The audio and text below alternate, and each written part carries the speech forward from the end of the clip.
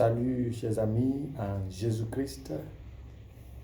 Bienvenue à notre partage de vendredi de la deuxième semaine de l'Avent. Nous lisons la prophétie d'Isaïe au chapitre 48, versets 17 à 19.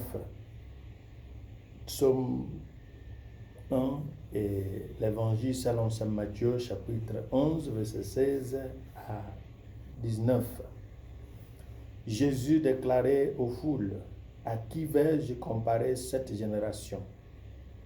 Elle ressemble à des gamines assises sur les places qui on interpelle d'autres. Nous vous avons joué de la flûte et vous n'avez pas dansé. Nous avons entonné des chants de deuil et vous n'êtes pas frappé la poitrine. Jean-Baptiste est venu, en effet, il ne mange pas, il ne boit pas, et l'on dit c'est un possédé. Le Fils de l'homme est venu, il mange et il boit, et l'on dit c'est un glouton et un ivrogne, un ami des publicains et des pécheurs. Mais la sagesse de Dieu se révèle juste à travers ce qu'elle fait. Nous méditons autour du thème. Nous avons affaire avec une génération en crise de direction. Une des crises la plus alarmante, c'est d'arriver au stade où tu critiques tout ce qui se fait par autrui,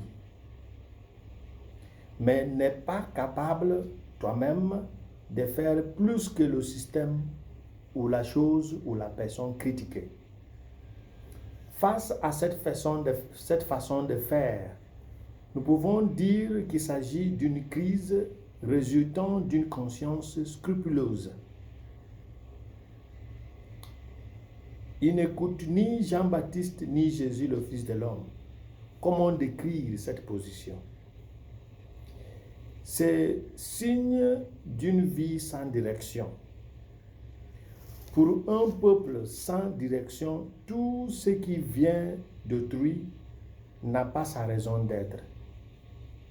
Cela explique bien pourquoi Israël, comme présenté par Jésus dans l'Évangile, a rejeté les envoyés, si vous voulez, les prophètes de Dieu. Celui qui rejette l'ascèse absolue et aussi rejette la fête, le banquet, qu'acceptera-t-il au juste?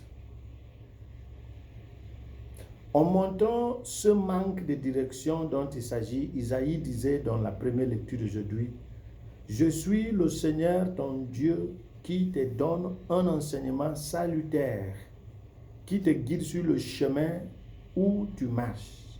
Si tu avais été attentif à mes commandements, ta paix serait comme un fleuve, ta justice comme les fleuves de la mer. Nous voyons maintenant qu'il s'agit d'une vie de révolte par un peuple, par une personne, par une nation qui a échoué faute de son incrédulité et qui ensuite se lance dans un rejet de tout ce qui lui rappelle son échec. Nous avons affaire à une génération en crise de direction. Alors pour s'en sortir, il nous faut suivre l'invitation du psalmiste lorsqu'il criait en nous rappelant: qui marche à ta suite, Seigneur, aura la lumière de la vie. Aura la lumière de la vie. Demandons au Christ cette grâce de la lumière de la vie. Pour ne pas arriver au stade où nous rejetons l'ascèse et aussi nous rejetons le banquet. Parce que lorsqu'on fête, ça nous rappelle de notre échec. Lorsqu'on est dans la césarine, on repère aussi de notre échec. L'homme est frustré. Donc, il critique tout, mais il n'est pas capable de faire mieux. C'est la génération que nous avons à faire. Et lorsqu'il s'agit de nous-mêmes, l'invitation du psalmiste est la solution. Qui marche à ta suite, Seigneur, aura la lumière de la vie. Cherchons à suivre la lumière de la vie qui est le Seigneur, et il nous donnera la vie éternelle, et qui nous bénisse le Père, le Fils et le Saint-Esprit. Amen.